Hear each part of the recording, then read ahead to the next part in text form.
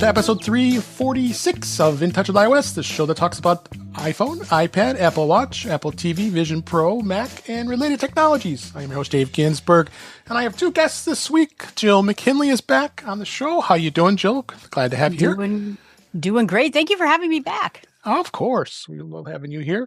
Also, it's great to have you here back again is Chuck Joyner. How you doing, Chuck? I'm good, Dave. I'm good. I always appreciate being asked. I'm taking a page out of Jeff Gammett's book. I'm always a little surprised, but I'm always delighted.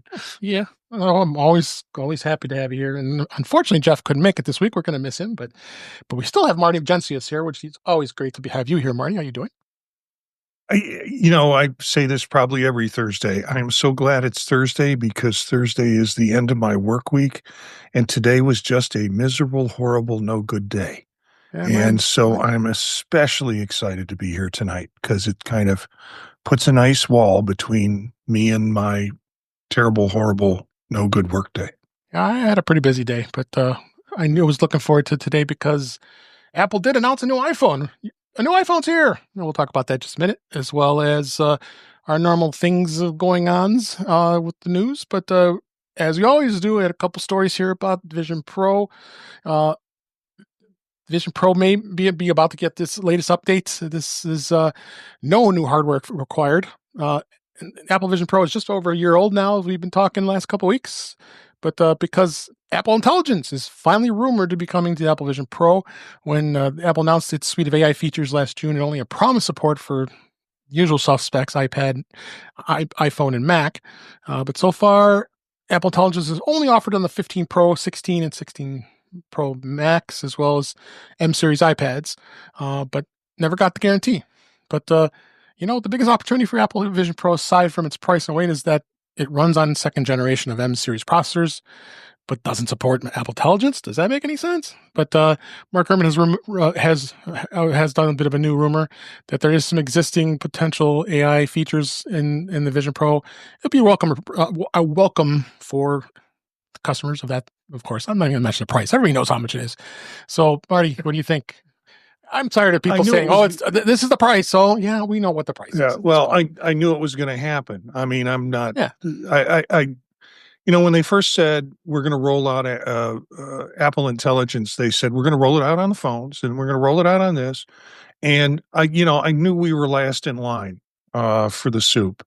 And, now I think it's like I mentioned on Vision Profiles, we get just enough new stuff like hand gestures and then virtual Mac display and now Apple Intelligence that it keeps the product alive and shows that Apple's invested in it. So I'm excited about it. I don't know what it will look like. It'll probably look a little different than what it is, and we might not get all the capabilities. I can't see playgrounds on it, but maybe visual intelligence. But we'll see what happens when it rolls out. And I'm okay with Apple taking its time, getting it right, and not rushing it. So, that's what we like about Apple, because they take their time with these products. People complain, it's like, oh, look, Android did it already. Okay, well, that's okay. We want to make sure it's right.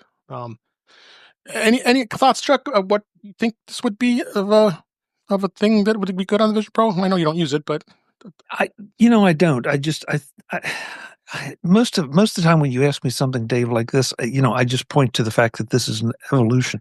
That we're just watching the Vision Pro slowly get this, get that, get the other thing.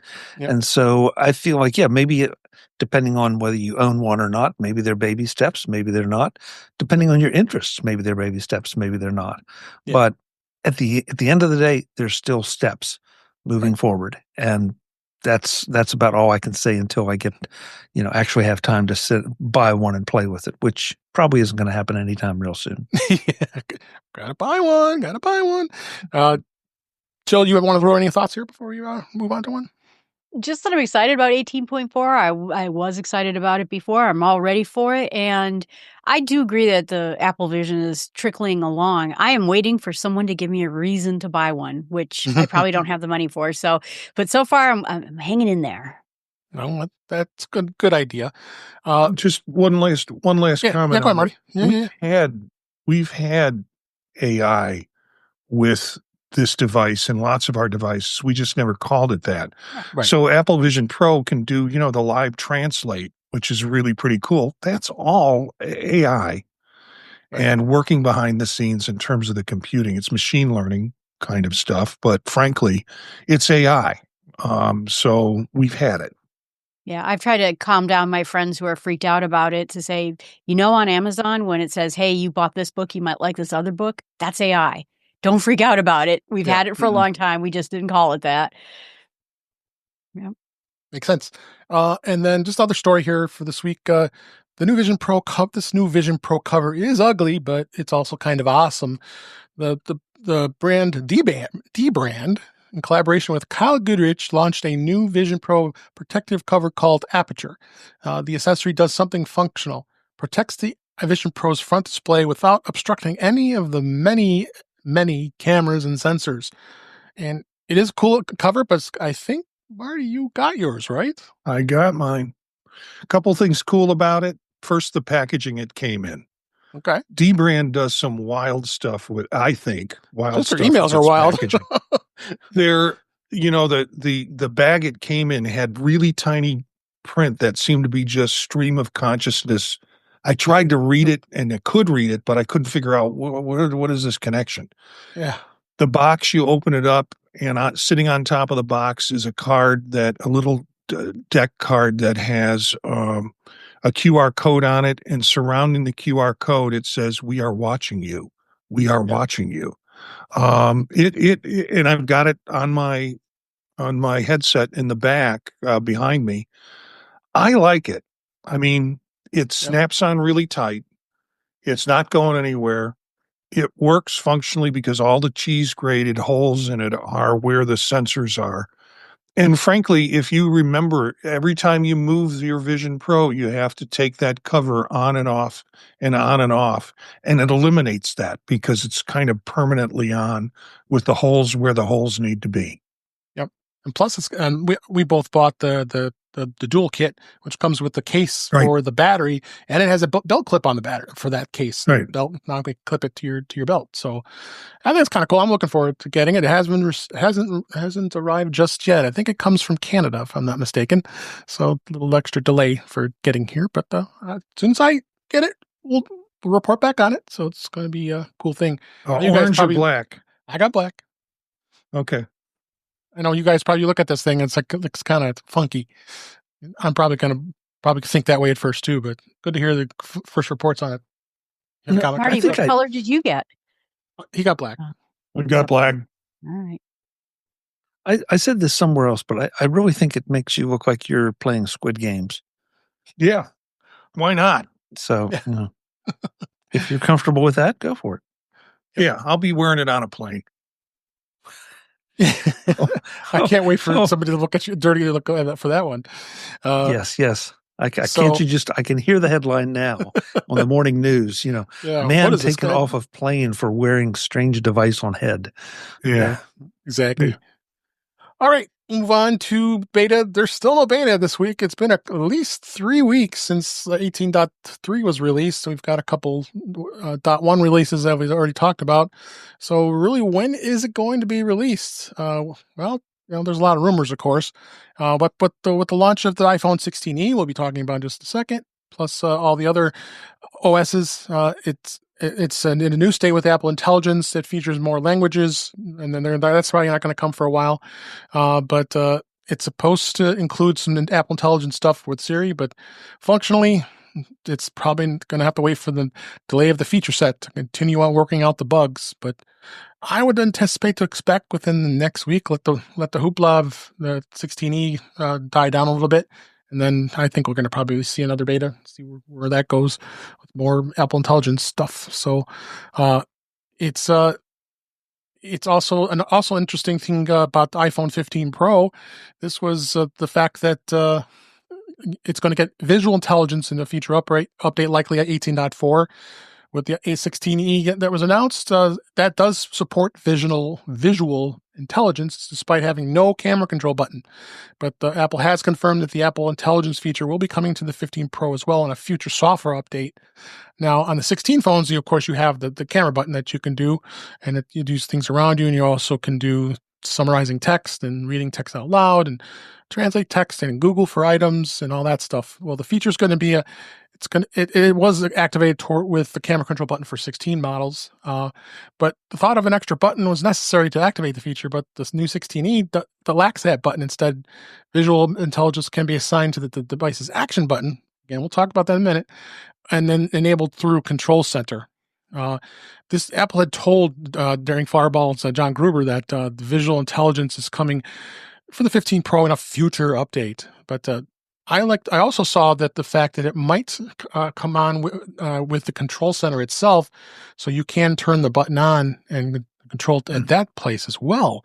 So they're obviously really getting high on this camera control button, but they don't want to include it on any other models other than the 16 and the 16 Pro. What do you think on this, Chuck? Dave, I feel like I should reserve some of the comments for when we talk about the 16E, because I think that a lot of them are repetitive.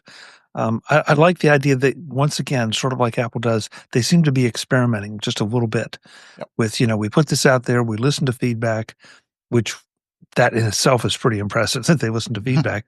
And, they're trying to find maybe another way to make it a little more widely accepted.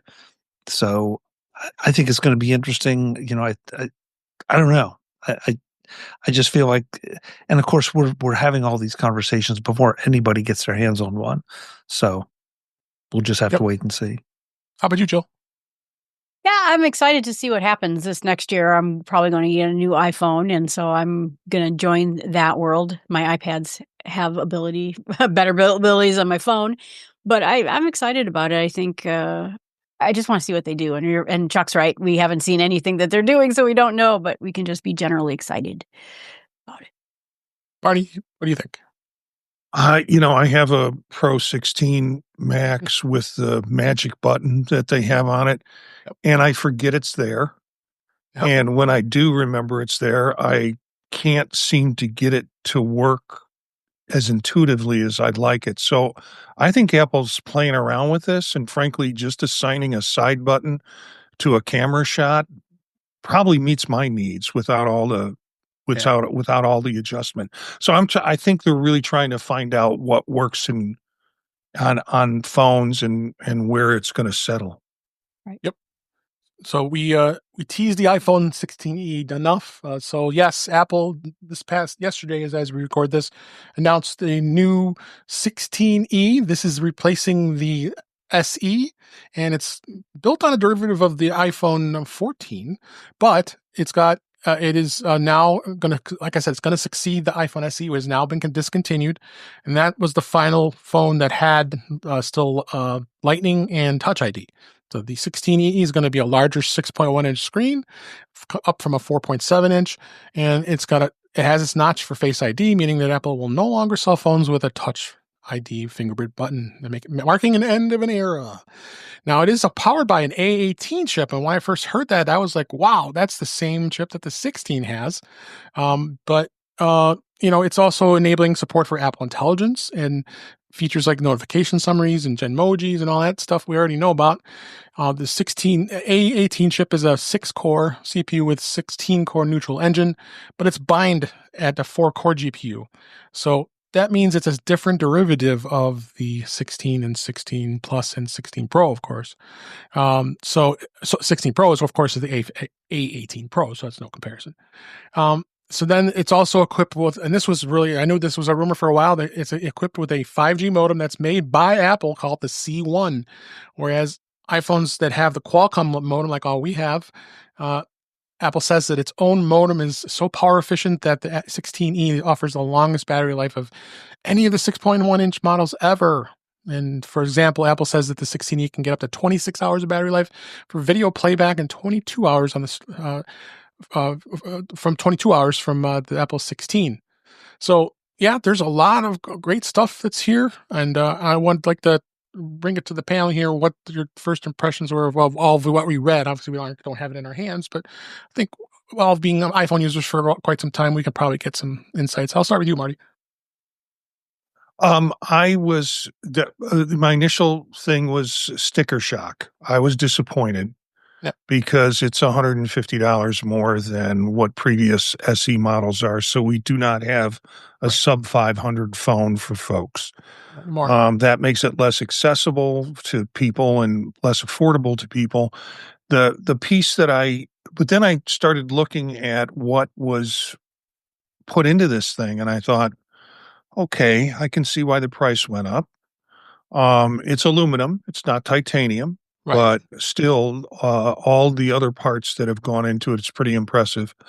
I'm most interested in the C1 modem, and I'm fascinated with the performance on it.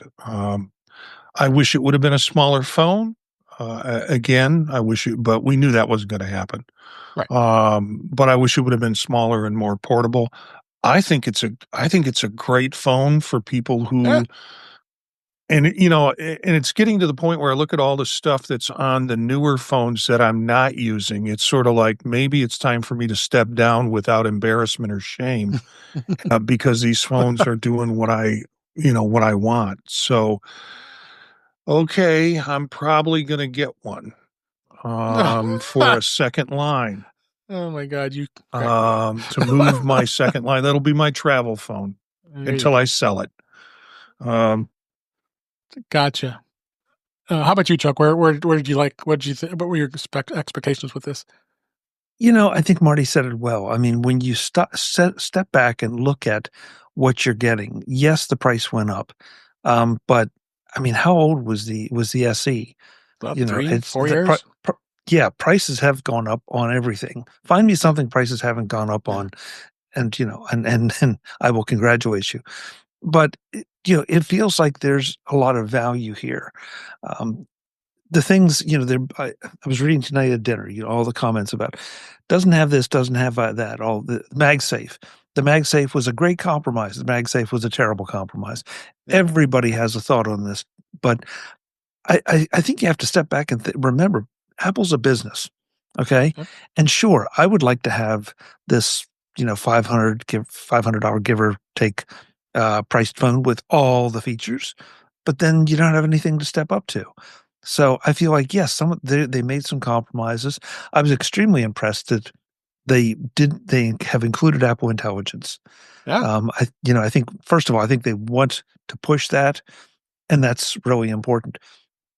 The MagSafe is an interesting choice because that's going to push people up, because MagSafe is more of a convenience thing.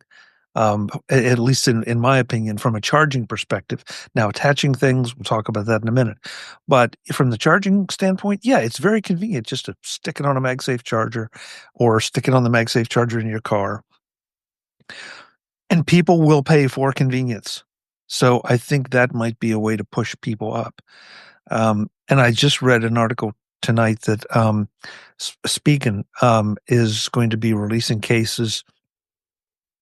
MagSafe cases that obviously don't charge, but that will let you use all of the MagSafe accessories like wallets and different things that attach.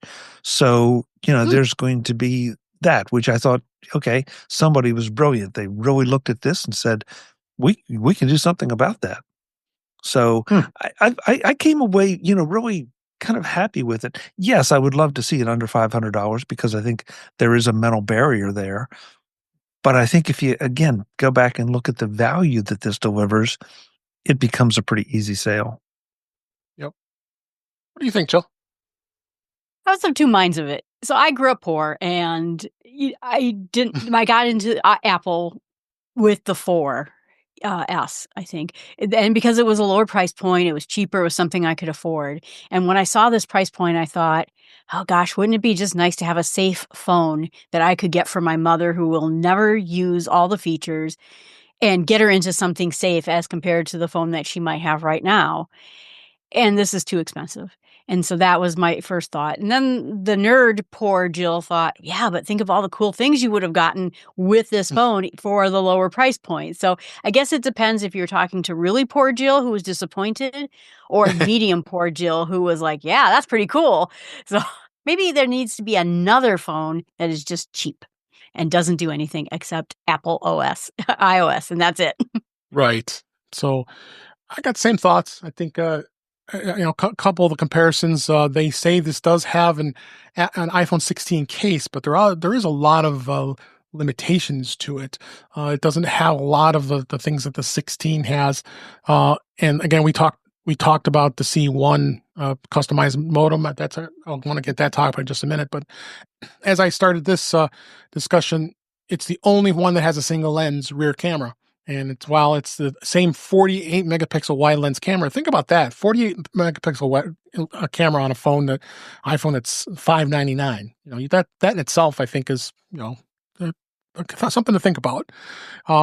But it's lacking several of the features, including it's only a standard 1x view. There's a 2x zoom option, no telephoto, and there are no other zoom options. Well, there is an ultra wide camera for wide angle shots, and macro images. It's just one lens, and that's all it does. Is that a game changer? Well, it depends. I mean, I think if someone wants to keep it in a reasonable price, the base model is with 128 gigabytes of storage, which is usually sufficient for most people.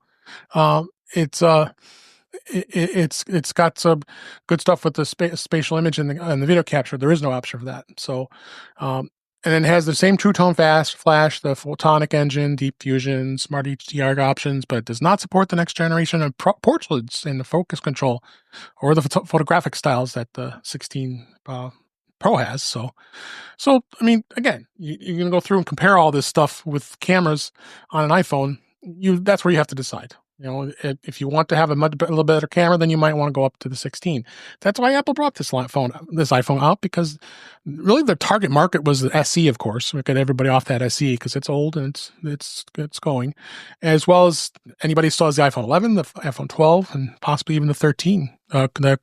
This could be entice people to look at this iPhone instead of moving all the way up to the 16, because it's more money. What do you guys think on that?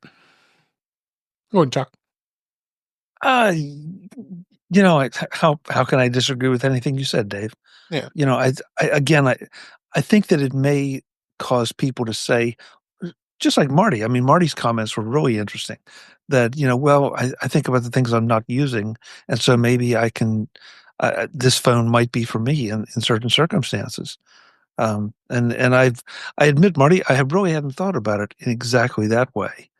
So, the only thing, everybody's so fixated on the price, and I've been surprised that I really haven't seen that much write up on the size issue. Our friend Brittany Smith, she has said constantly she has small hands, plus she's a girl and has girl pockets, and she wants a small phone. And now there isn't one. So, that I don't know what size market that is, but that's where I would like to see, almost regardless of price, give somebody the form factor they want. Again, I keep coming back to the same things: value, value, value. If this delivers the value for you, then it's your phone. If you need more, then it's not. How about you, Marty? Well, I think the smaller form factor will come with the infamous iPhone flip phone that will fold your screen in half. You can fit it in your pocket, and there you go. Cost you a lot. I'm curious. The thing that I'm left thinking is, okay, so now we have this 16E convention in terms of naming. Does that mean we're coming out with a 17E in the fall?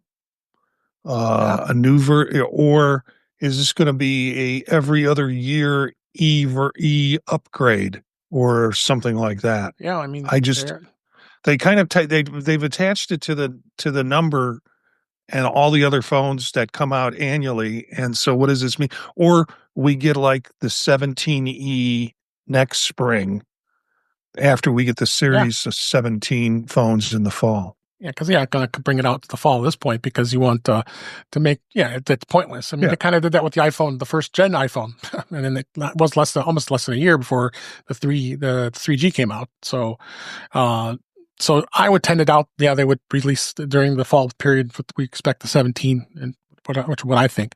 That hasn't been in their track record. I mean, that's why the SE lasted as long as it did, because it was a completely separate. It's really strange that Apple moved on to this model naming convention, and because I guess they could keep it as 16 because they're already they're still selling 15s. So I guess why not? If it goes to the 17, maybe the 16s will obviously move down to the secondary market of iPhones that Apple will still sell, and then the 17 will be the new ones, just like they've been doing for years and years. So I find that fascinating what they're going to do with that. Jill, you got the last word here. First of all, Brittany, yes, girl pockets and girl hands. They needed something smaller. And so that is disappointing. But the other part of it is that I'm a camera addict and my friends are camera addicts. And so we'll never do it because we need all the cameras. We want more cameras. But I think it's great for most everybody else. I think Marty's right. You can consider whether you really need to have all the bells and whistles that go with the other model. Yep. Yeah. Couple more things. Hey, Dave. Okay, go ahead. Dave, can I'll steal the last word from Jill.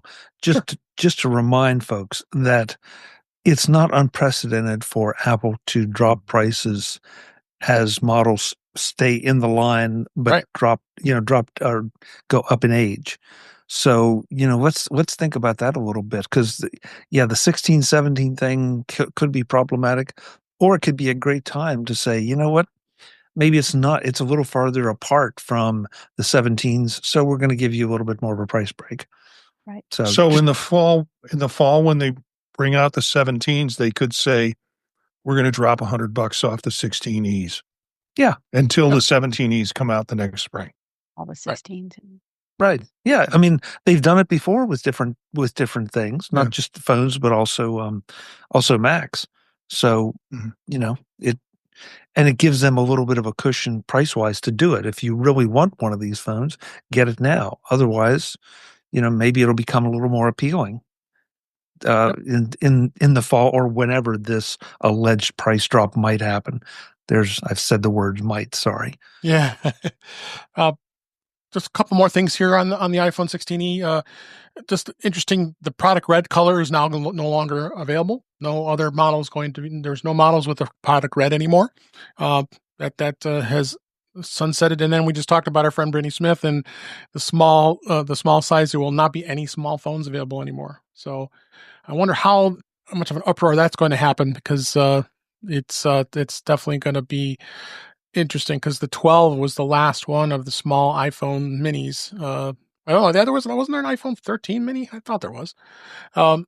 That it was 5.4-inch screens and small. Because I was working with someone at earlier today at work, and I looked at her phone. I was like, "Oh, that's so small." Oh, yeah, that's the mini. And she doesn't want. She's the same way. I have small hands. I don't want. I want to have this small phone. I like it a lot, and she'll be holding it onto it. Now, hopefully, it stays current for a bit. Dave, are you suggesting that there might be an outbreak of really tiny people with really tiny hands protesting in front of Apple stores? Jill might be. Yeah. Oh, we got a face bomb there. We got a face bomb. Yes. Please send your letters to Marty Jencius. Yeah. I love letters. Keep those letters coming. So finally, let's go through the breakdown of what is available. So the base capacity is going to be 128 gigabytes. That's at $599. 256 goes up $100 at $699, and then you're going to go all the way up to 512, which will be that actually doubles up a little bit at $899. So $599, $699, $899. That's $200 more if you want the 512. The display is the same. It's a Super Retina XDR display, and it's only it's 6.1 inches, and it does not have no dynamic island or any of that stuff. But it has haptic touch, and it's got 2 million to 1 contrast ratio. So there's some good numbers on this device, and the weight of it is only about 5.88 ounces. So not very heavy. So it's a lightweight phone, and I think it's going to be great. I think it's going to be a really big seller. I mean, for them, because people are looking for lower end phones. Yeah, they'll drop the $599. I wouldn't be surprised. Final thoughts on that? What do you think, Marty? No, I wasn't thinking, actually, Dave. Okay. All right.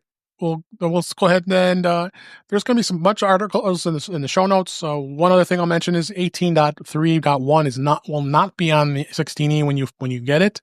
So you're going to have to automatically update it to 18.3.1 because of course they stopped signing 18.3.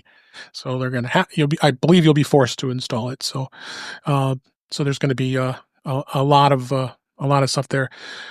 Other interesting thing. Dave, go ahead. Yeah, just on that point, I find it really interesting that so many times this is viewed as a negative thing. Mm-hmm. Oh, it's going to have a point update or some kind of software update on day one when you get it. To me, that first of all, it says something about the lead time necessary to manufacture these, but it also says that Apple's on top of the software thing, making sure that things are, whether it's current, whether it's security, whatever it is, they're making sure that you're getting, the best thing right out of the bag. Mm-hmm. And so, gee, really, is it that difficult to install an update first day? I want to ask the panel because I don't see it as a bad thing. Depends on how impulsive you are. So when I bought my last phone, I was going camping in an hour. And so I quick plugged it in. I logged into it. I switched all the things over. And then it was like updating. I'm like, no, I got to go camping. So it was my fault. But yeah. Yeah. And with me, the only time I had a problem upgrading my phones or doing the, switching it over to a new one was the last time when it forced me to do a software upgrade and it mucked the whole thing up. And then I had to wipe it clean and it turned it into a good half-day ordeal. So I'm a test subject of one on this, but I agree with you, Chuck. It needs to be done. It's not a bad thing. It just, it did not work for me last time. Going back seamlessly. Going back to the comments about the people buying this and maybe sticking with their old models. Brian F in the chat at youtube.com/intouchwithos it made the comment that Jill, you hit it right on the nail on the head. My parents are using the version 1 of the SE. Well, that's been long. That's long in the tooth.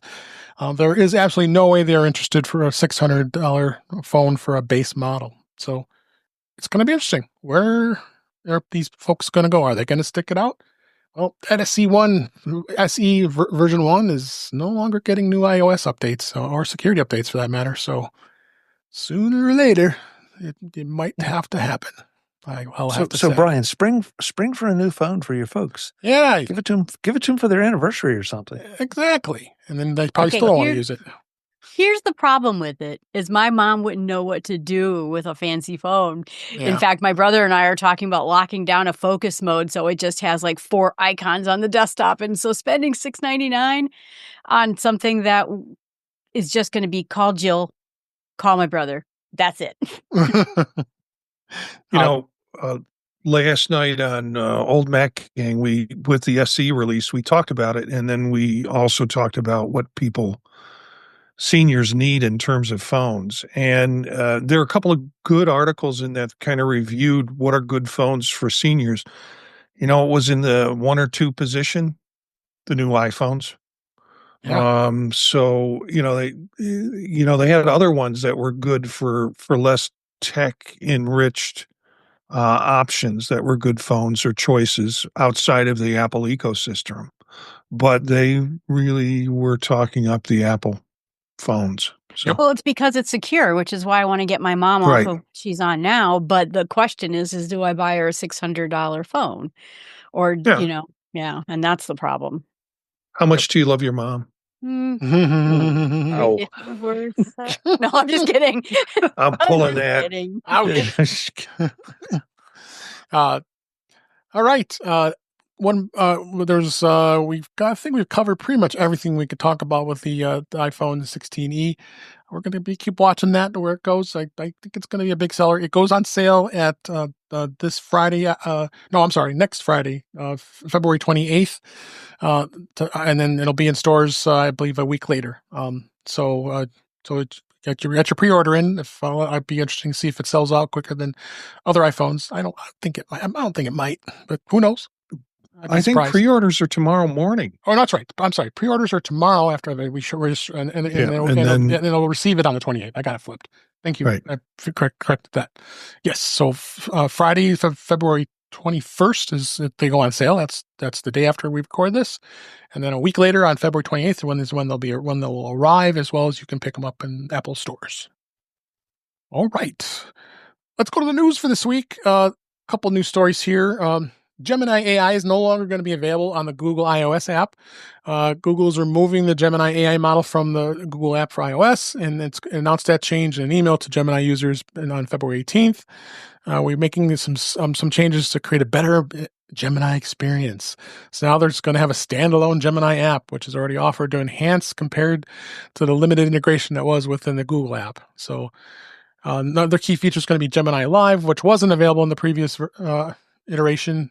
So when you're engaged in a conversation, Gemini Live will appear in both the dynamic island and lock screen, letting you control the AI interactions. So it's a free download, but of course you got to pay if you want to get any advanced features of $20 a month. So what do you think on this, Marty? I think they're just trying to separate the markets out a little bit. Particularly with Apple AI, looking at what we thought was a full rollout with 18.4.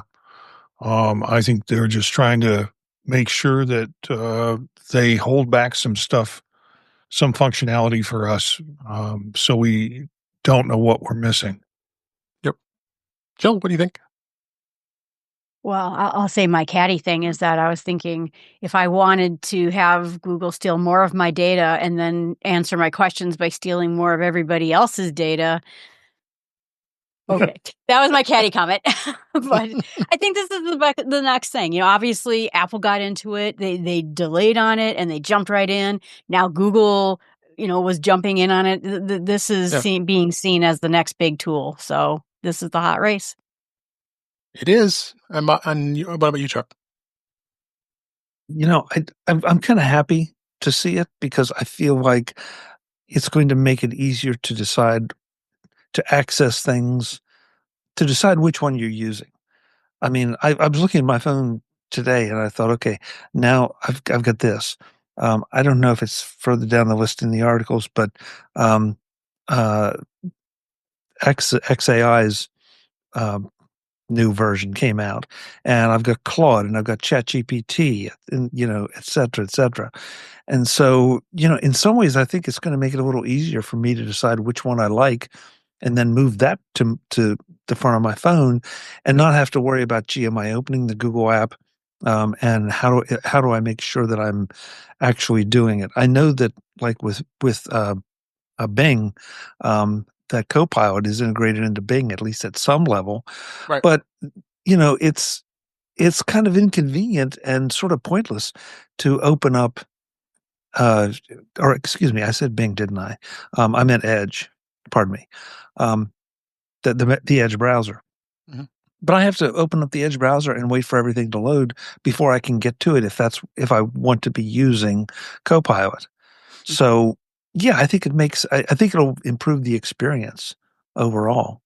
Yeah. Those milliseconds make a difference. It does. There's so much AI out there, it's not even funny. We could do probably an entire segment on just that alone. So interesting Google making a lot of changes here. One thing this next story, I never like to see an Apple store close, but this is an Apple store. It's permanently closing at a struggling mall in Chicago area, but it doesn't affect me, but I've been to this store many times. They're permanently closing this retail store in Northbrook Courts shopping area in the Chicago area. It's a North Shore area of Chicago in the suburbs. They confirmed their closure today in a statement, but they have yet to provide a closing date for the location.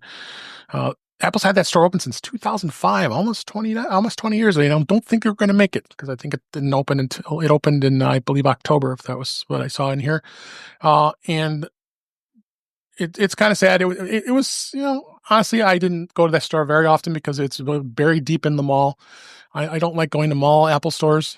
There's a store that I go to all the time in Deer Park, Illinois, which is in a a nice nice strip mall mall that has a lot of high end stores, and that one I like to go because you just get out of your car, walk up to the street, and go in the store. And there's another store I go to all the time in Woodfield Mall in Schaumburg that I go there once in a while. At least I found the door. I know what door to go into to get to the store, but why do I want to? I don't want to go in a mall. I want to go to a standalone store. So, but it's sad to see this, and I think it's unusual to see that Apple closes stores, but the problem is with this mall, they were had a Macy's in there, that's gone. Lord and Taylor went out of business. Lululemon went out of business, or went out of business. They closed. So there's pretty much not much left in this mall to drive traffic for them. So I know, Jill, you said you had been in that area when you were younger, and I don't know if you've ever been to this store, but what do you think? No, I didn't know. I was there decades before the store, but yeah, I think malls are going to have to figure out what makes anything work anymore. Yeah. And I think you're right about, I go to a high-end strip mall to go to the Apple store too, because I don't like getting buried into a mall.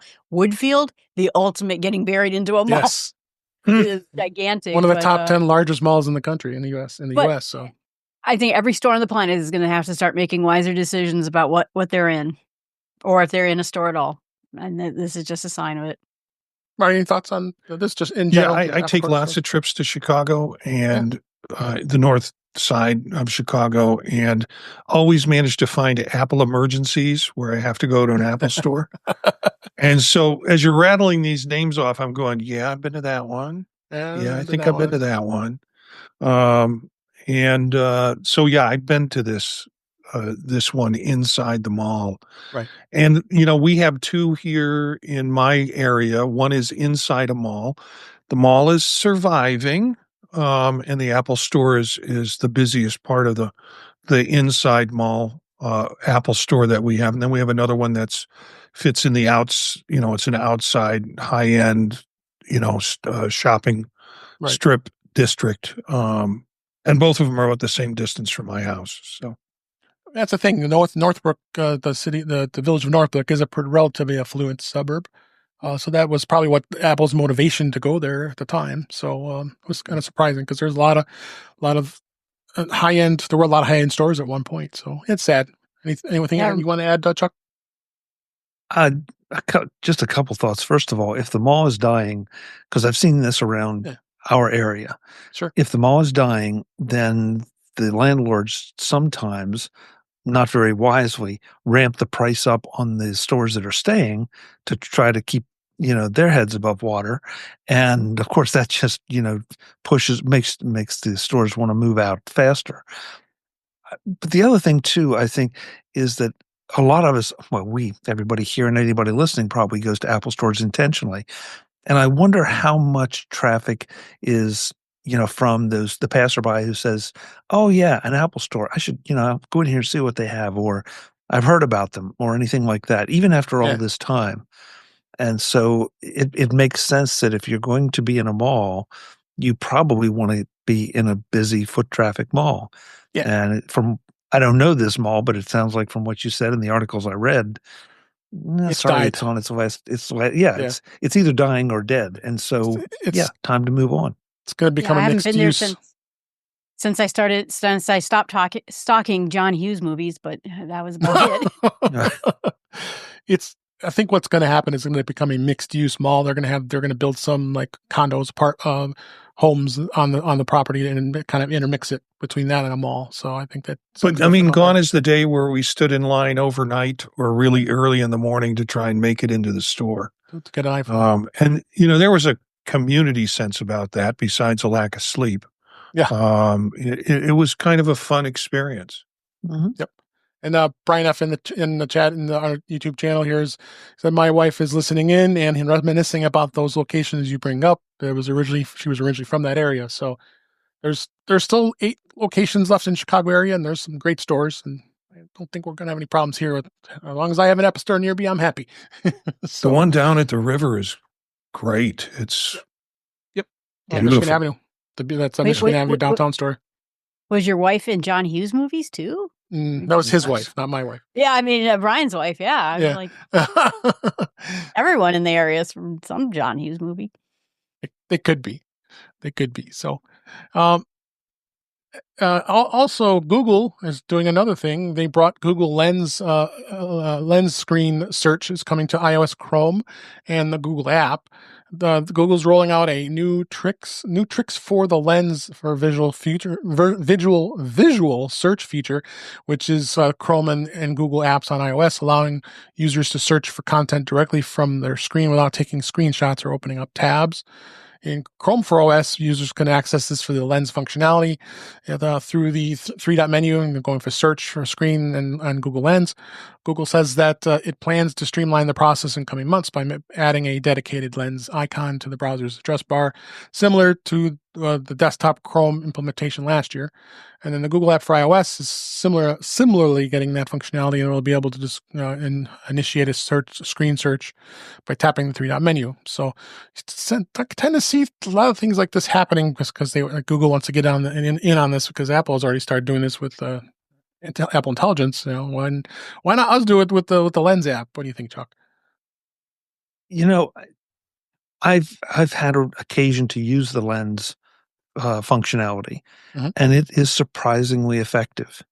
And so, I thought, especially the idea of putting this on the menu bar is kind of brilliant. It's a very specialized use case that if I want to try to identify something, the situation I had was trying to look up some logos that I was not familiar with, and the kind of logos that don't have the company name or whatever on them, just a graphic.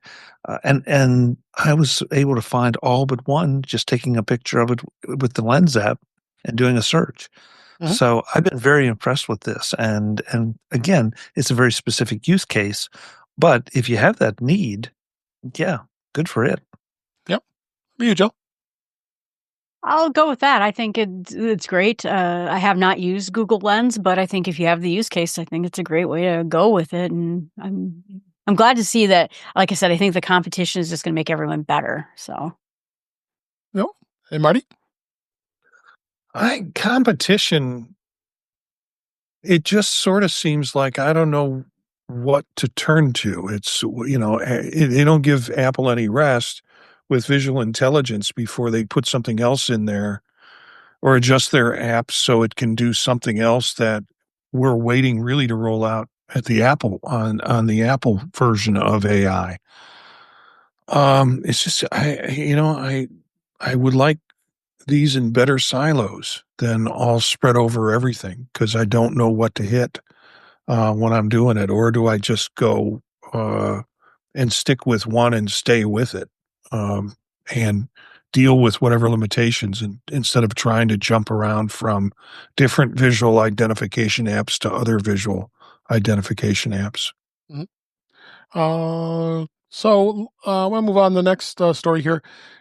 Apple continues to be the world's most admired company. Apple's has been ranked in Fortune magazine as the most admired company for the 18th consecutive year. That's no surprise, well, at least for us here. Fortune rankings are based on a survey of over 380 business leaders across a range of industries who assess companies on their 9 criteria, including innovation, investment value, social responsibility, ability to attract talent. Apple once again has secured that top post, followed by Microsoft, then and Amazon, both of which have been consistently ranked among the top 3 in recent years. 2025 rankings highlight the continued dominance of the technology sector. Most notably, NVIDIA is making a big significant push to the 4th position. And while technology companies continue to dominate these upper ranks, other industries remain well represented, like Berkshire Hathaway, Costco, JP Morgan Chase, and others. So yeah, it's nice to see that Apple continues to be an admired company. I think it is, because we all are Apple fan boys and girls, right? Yep. What do you think, Marty? This is all good and well until the little hands people start the protest. Here you go. I think I have a show title. What about you, Chuck? I feel like anytime you're in the top 20 of this list, that you're doing well. And the fact that Apple has maintained the number 1 spot for 18 years is incredible, with all the criticism that the tech press gives them and all that. they seem. It'll be interesting to see what happens next year to see if anybody else does. But I mean, how many companies can you say that you really respect? Yeah. Use, buy from, absolutely. Respect, the list gets shorter and shorter. At least mine does. So I think this is just phenomenal to see. And yes, I admit I'm a fan of the company, but I think objectively speaking, they're worthy of respect. Yep. I asked you, Jill? I think I did. Oh, no. No, go ahead. As the leader of the Tiny Hands Coalition, I was going to say, I used to admire Microsoft quite a bit. And I worked for them. I worked for them for 5 years, and I was a huge fan of them. And it's not just because of maybe I'm in a better financial position than I used to be. I trust Apple with everything. And so my general statement now is Marty's like, well, do I switch to this app or that app? I admire them because I can just do whatever it is they're selling and trust it. And that means a lot more to me than, anything else. And I think this is all on Tim Cook. I really admire what he's done with the company. Yep. And it's a bit surprising because we see these stories. We see stories all the time of someone placing a target on Apple's back. And we get a lot of that through what we read, and still considered most admired company, top rankings. Mm-hmm. So, yeah. And finally, this is, I think it's a little bit of a news story, a little bit of a topic here. I wanted to make sure we touched on this. Now, what Apple did this with this announcement with the iPhone 16e is they did share a 12-minute video announcement on it, which was probably one of the newest things that Apple has done when they're introducing new products. Usually, they just do a news press release, and then that's the end of it. But they know how important it is when you're introducing a newer model iPhone that they have to be making it with all kinds of crazy things. In fact, Tim Cook went on to X, formerly known as Twitter, and was teasing that there's going to be a big announcement on a game-changing product. And so he gets on social media and gets all us excited. So I thought the video was great. It's the same type of videos we've watched with all the other announcements, and in a 12-minute format versus, when we spend a full 2 hours or hour and a half of analyzing the announcements when there's so many products announced that we don't know if there's going to be a spring announcement or there'll be, of course, WWDC and all that. So, interesting to see how Apple did this. And I wanted to kind of get your guys' thoughts as we wrap up here. Marty, what do you think how Apple handled this? I think it was a nice little video. I thought it was good. Yeah, I got up in the morning at 6 a.m. and started immediately going to the store to figure out whether or not Apple had put the announcement on. And every hour or so, I would open the store up to see if there was something new. And then I was, I was like, well, it's 9 o'clock here, and maybe they're going to open it up at 6 o'clock West Coast time. So at 9 o'clock, I was checking the store. Yep. And then, so then I tried to second guess, when are they actually going to roll this thing out? And I wish they would have just said, on this date, this time, be ready for a big surprise.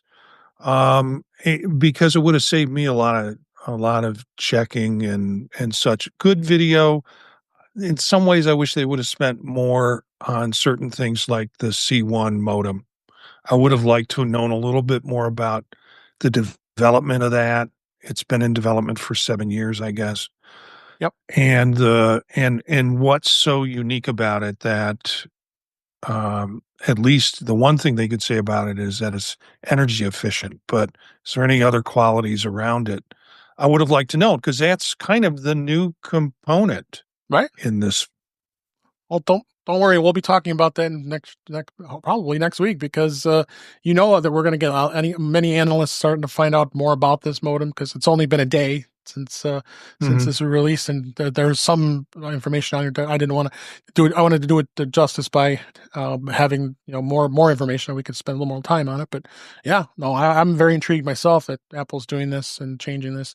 Joe, what do you think on this? And Marty will have that phone in his hand, so he'll know a lot more about it next week. Well, we know who to go to now. I'm not even going to bother buying new products anymore. Just ask Marty. Right. No, I like. Thank you. It means I get to buy more new products. Yeah. Right. No, I like the video, and I like that he announced it. And for someone like me who works during the day, I thought that was kind of nice because whenever I had a spare moment, I could go grab lunch and watch it. And I thought it was great. And I think it's a good way of starting to announce it. And I don't know if we're going to have a spring event. I'm kind of curious about that now. Yeah, I'm it's kind of guessing close. not. Yeah. Yeah, maybe. I mean, I don't know what much else they have to announce. When it comes to, Right. I know some more Macs. I know the MacBook Air M4 probably will be announced. That could probably be a press release. Yeah. But what else is big? Some iPads. Maybe they're supposed to be doing some M4 Yeah. Airs, and again, that could be a press release too. So it doesn't Maybe look this whole promising. asynchronous way is the next way to do it because the shows have to be expensive, and so this might be a smaller announcement way. Yeah. Final word on this from Chuck. I liked the video. I thought it was good, and Me I too. thought it was kind of inspired to see Apple giving the star treatment to what is sort of the low end of the spectrum. We see the star treatment given to the top end, and we all love it, and we all salivate over it. But I mean, taking nothing and see, that said, I'm afraid somebody's going to think I'm denigrating the low end, and I'm not. It's just that the low end always seems to get short shrift, and here it was in the store. It was the star. Yeah. I thought that was terrific. And to Marty's point about the modem, I don't know that this announcement was for us. It wasn't for people that were interested in the guts of the thing. It was for the people that are looking at what the feature set is and do I want to buy it or not. But I'm with you, Marty. I want to know more. The power thing is the big thing I've read about it, and it's also the first one that Apple has been able to build in-house to their satisfaction. So I want to hear the backstory, but I'm not sure that's for everyone. Well, this could be a tease. This is a comment in the chat in our YouTube channel. Jim Ray, great to see you to join the show. We haven't seen you very often here, but I'm glad you're here. He says the C1 is very special because Apple doesn't have to pay royalties to Qualcomm. That's probably true. I heard it was like $7 a phone in terms of the royalties. That's not nothing. That's not nothing. Yeah. Divided times millions of iPhones that are out there. So what Chuck said had me thinking about it in the sense that so many people are going to go, oh my gosh, so much more money. And so maybe the video is there to say, yeah, but look what you're getting, and maybe ease some of those concerns about the increase in cost. Yep. That's definitely for sure here. So, well, that's it. We had a great show here. The hour just went past so quickly here. A lot of great information and topics, and we got a great show here. So let's go ahead and wrap up for this week. That's a wrap for this week. Please send your questions, comments, and suggestions to our email address, which is feedback@intouchwithios.com. You can follow us on Blue Sky and Mastodon at In Touch with iOS. Support the show. Buy me a coffee at intouchwithios.com. We would really appreciate it. You can also become a patron of the show by going to patreon.com/intouchwithios. We have 2 tiers available to support the show. We would really appreciate it. Make sure you like, share, subscribe when you're notified when we're live streaming, which is Thursday nights, 8 p.m. Eastern Time, 5 p.m. Pacific. And I'm great to see Jim Ray and Brian F. and many others that were in the chat this week. That's on our YouTube channel. It's youtube.com/intouchwithios. You can watch the current and the past live streams as well as listen to past shows. Visit In Touch with iOS magazine on Flipboard. For many of the topics we discuss are flipped into that magazine. The link is in our show notes. You can listen and you can subscribe to the show in your favorite podcatcher, including Pocket Casts, Overcast, Apple Podcasts, but many others. Just go to our website, intouchwithios.com, where all the links to all the ways to listen to us are just there on that website. I am Dave Ginsburg. You can find me on Blue Sky and Mastodon at DaveG65. And Jill McKinley, thank you so much for being here. Where can people find you? Oh, it's great fun to be here. I am branching out into YouTube, so you can look at Start with Small Steps YouTube channel with Jill from the North Woods. That's my next new adventure, and it's doing better than I expected. So, which wasn't much. So we have the link in your bio on the show notes. So great to hear. Thanks for being here. Always thank Chuck Joyner for being here. We always appreciate you, and it's a pleasure always having you here. Where can people find you? MacVoices.com. That's where you can check out everything. We are just wrapping up our CES coverage finally. So we're not quite done yet, but we're pretty close to it. Of course, we have Mac Voices Live on Tuesday nights, 8 p.m. Eastern at youtube.com/MacVoicesTV. And on the socials, you can find me as at Chuck Joyner. Thanks for having me, Dave. Always fun. Yes, always fun as well. Last but certainly not least, Marty Jencius, thank you also for being here. We appreciate you and your contributions to the show. Where can people find you? Jencius, Jencius, at Mastodon and also at Blue Sky. Tuesday nights with Chuck Joyner, and of course Thursday nights here with In Touch with iOS. I do a bunch of podcasts, some stuff that's streamed through YouTube, particularly Vision Profiles on Monday night with Eric Bolden, and then some other ones you can find at thepodtalk.net, and it will give you links to the podcasts and also information on the YouTube streams. Great. Thank you. Thanks for being here. And thank all of you for listening, for watching. We really appreciate you being here. And until next time, thanks for listening. Thanks for watching. And we'll talk again soon.